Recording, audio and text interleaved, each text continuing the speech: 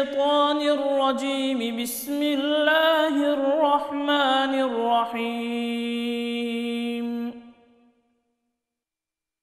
الحمد لله الذي أنزل على عبده الكتاب ولم يجعل له عوجا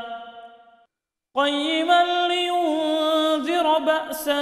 شديدا من لدنه ويبشر المؤمنين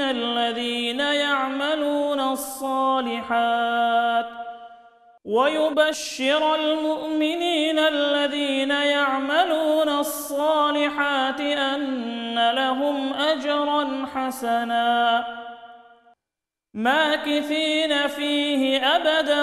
وينذر الذين قالوا اتخذ الله ولدا ما لهم به من علم ولا لآبائهم كبرت كلمة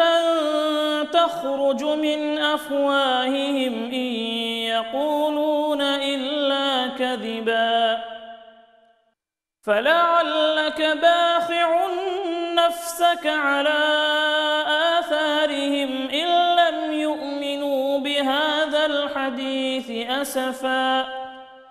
إنا جعلنا ما على الأرض زينة لها لنبلوهم أيهم أحسن عملا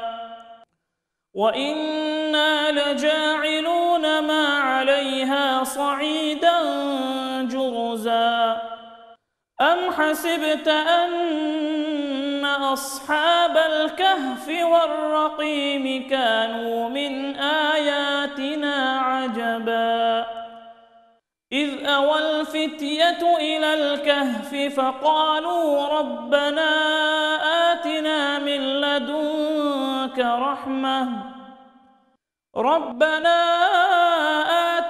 من لدنك رحمة وهيئ لنا من أمرنا رشدا